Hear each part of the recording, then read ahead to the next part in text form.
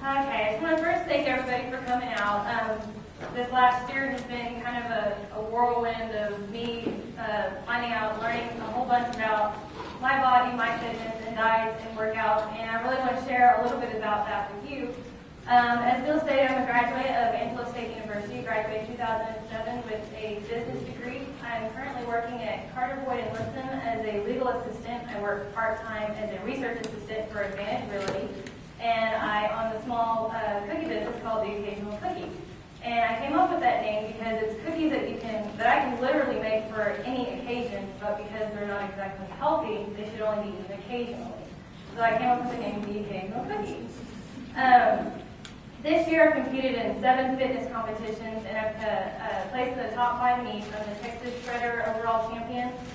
I've competed in 2 triathlons, a sprint distance and an Olympic distance. I've raced in a marathon. I've been featured in Oxygen magazine, and I'm a semi-finalist for the 2011 bodybuilding.com spokesmodel search. My goal today is to tell you how you can have your cookies and eat them too. It's kind of a guide of how you can maintain and live a fit lifestyle without depriving yourself of the food that you love. First, I'd like to go over how you can avoid what I like to call the sneaky pounds. It's pounds that you gain throughout the year that you don't really see coming until it's too late. How you can shed these sneaky pounds, and then how you can keep them off. I think that we can all agree that this time of the year around the holidays is the hardest time to diet. What started out with Halloween candy has led to Thanksgiving pies, and now we're sitting around eating Christmas cookies. So a lot of diets and exercises are kind of thrown to the side, only to be resurrected by the New Year's resolution. But it really needs to be a year-round goal for everybody. According to the National Institute of Health, Americans only gain about a pound during the time between Halloween and New Year's, which doesn't seem like a whole lot, but that's not counting the 10 months in between with birthdays and anniversaries, vacations, and things like that. So really, the weight can sneak up on you and become a big problem. One way to avoid the sneaky pounds is to keep a little journal. I like to weigh myself once a week at the same time every day, and then I can look back and see where my weight is fluctuating throughout the year. If I'm gaining more this time of year, less this time of year. And you can tweak your diet a little bit, maybe add a little bit more cardio throughout your week, and you can shed these pounds before they become a big problem. But for me, I have a really busy schedule. I work 3 jobs, and I also need to work out.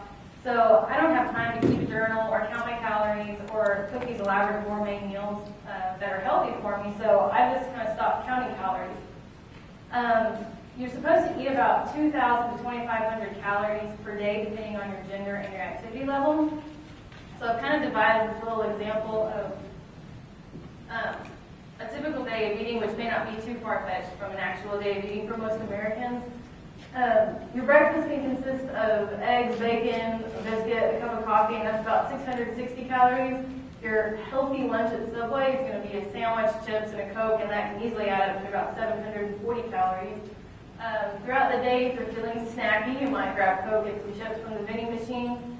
In the evening, your dinner might consist of spaghetti, a glass of wine, piece of garlic bread, and that's going to be another 620 calories.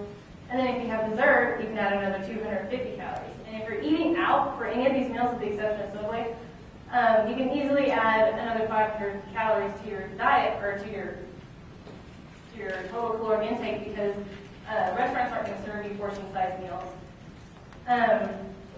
A common mistake that most people make is to grab a carb source, such as the Coke and the chips for energy. What that's going to do is give you a sudden burst of energy. Your blood sugars are going to rise, which is going to make your pancreas respond, and the insulin's response, and it's going to lower your sugar levels to actually lower to what it was before.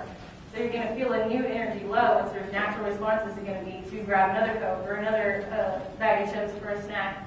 And that's just going to start this cycle of a sugar spike, an insulin response, and then a new low.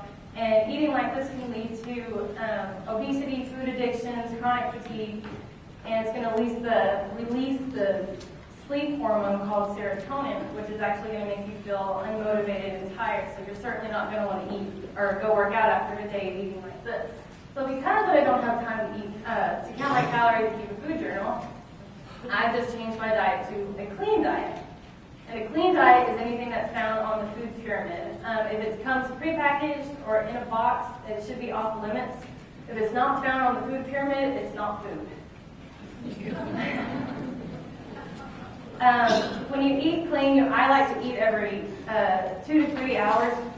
So I eat about 5 times a day. My typical day of eating when I'm training is in the morning I'll grab some oatmeal and some egg whites. Around 10 o'clock I'll have a low-fat yogurt and a handful of almonds. My lunch is kind of my cheat meal, so I can have all my carbs during lunch. I like to keep all my carbs early in the day so that when my metabolism slows down for the evening, my body doesn't have to process that in my sleep. So lunch will be grilled chicken, maybe a sandwich, anything.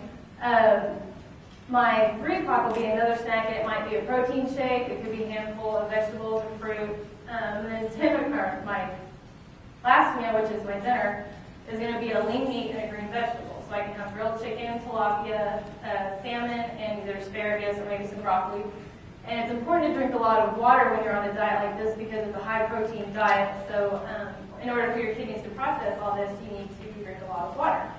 And speaking of water, I think you've all heard the horror stories of what happens when you don't drink enough water. It can lead to chronic fatigue, headaches, muscle cramps, dehydration, and stress on your vital organs. Your body is made up of about 70% water, so it's really important to keep your body hydrated throughout the day. A common misconception for a lot of bodybuilders, I see it backstage, is they'll dehydrate themselves to make their muscles look dry. So when they get up on stage, it's kind of like their skin has been shrink wrapped to their muscles, and you can see all the veins and everything. But that's really actually a little bit dangerous, and your body's going into starvation mode. So in real life, if you do that, your body's going to start holding on to any water that you have left, and you're going to look bloated. So if you're drinking enough water, you're going to flush all those toxins out. You're going to release any water that it might be holding on to. You're going to be able to think more clearly. It's going to lubricate your joints, and it's going to be able to transport nutrients. So if you're taking a multivitamin in the morning and you're not drinking enough water, the vitamin is just going to sit in your stomach because it has nothing's transporting it. They can't get to anywhere it needs to go. A typical day of drinking water, you're going to start with a base of 8 glasses of 8 ounces of water a day. For every 25 pounds that you're overweight, over your ideal weight, you need to drink another 8 ounces, and 8 ounces for every 15 minutes of exercise. It seems like a whole lot of water, which it kind of is, but for me, my typical day is I start with my base at 64 ounces of water. I work out for 90 minutes a day, so that's another 48 ounces, so that's a total of 112 ounces of water per day.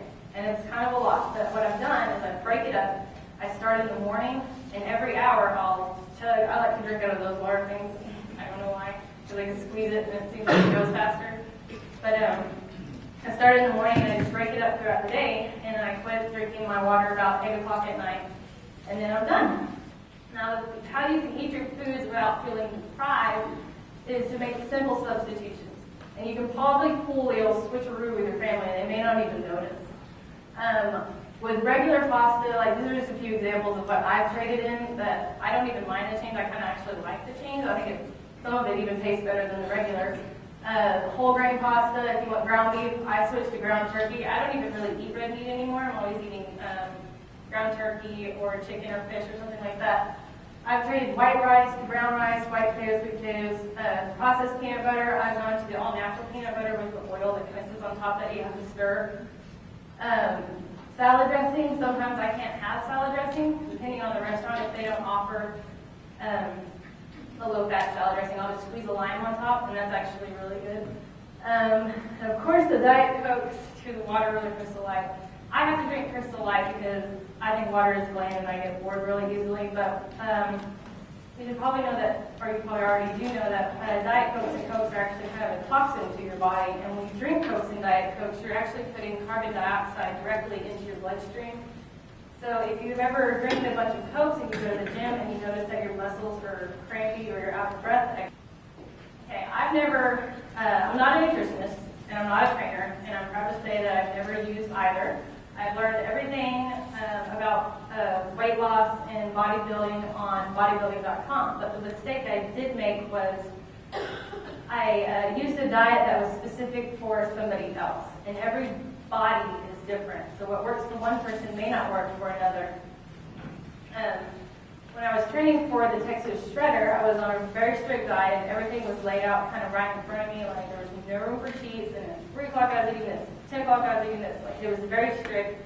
And I began to get rebellious against the diet. Like when it was time to eat, I would dread all my meal times because I couldn't eat the same things over and over. And the only thing that kept me sticking to the diet was knowing that I would have to get on stage eventually.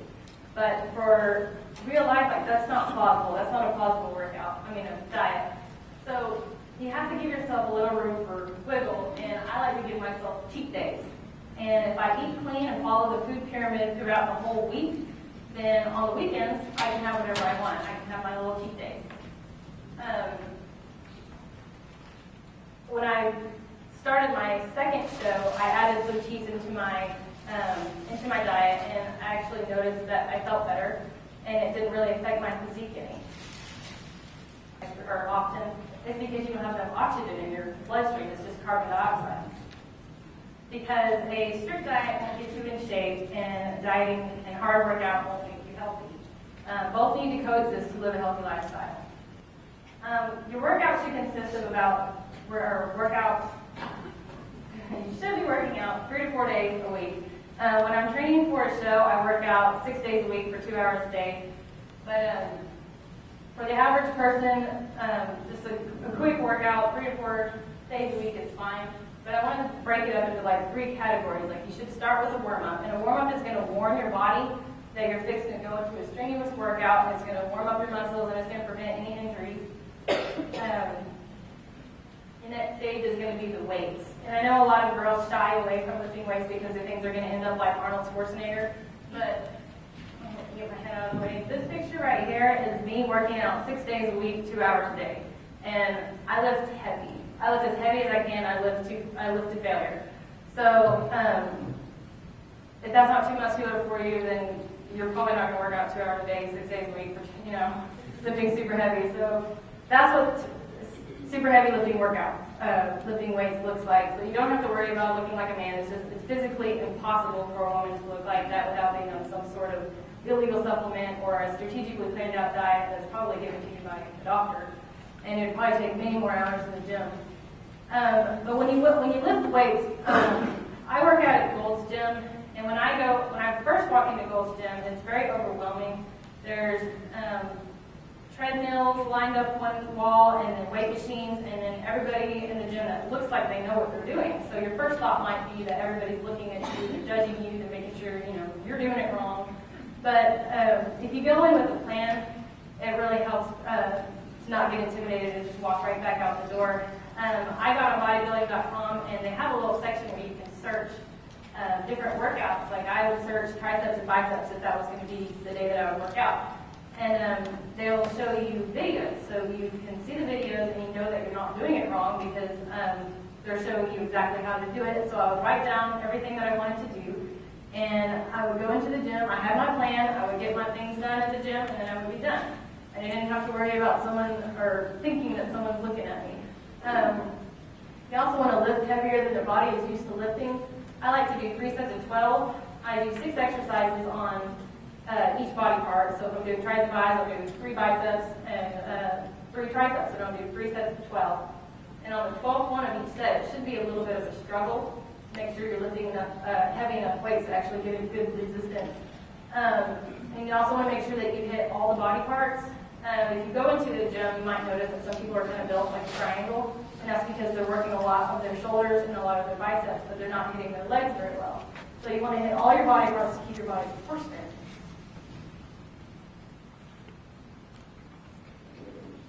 Next is the cardio. And cardio is defined as any physical activity that raises the heart rate to 60 to 85% of the max heart rate for an extended period of time. The definition is not get on a treadmill and stare at the wall for 20 minutes while you run, because that would be boring and you wouldn't stick with it. Cardio can be anything from riding a bike, walking a dog, playing with kids, taking the dog for a run. It could be anything that you're going to stick with, because the best cardio you can do is the cardio you will do and that you will stick to. Now, I know everybody's kind of busy and it's hard to cram it all in, But the way I like to do it is I like to make a plan.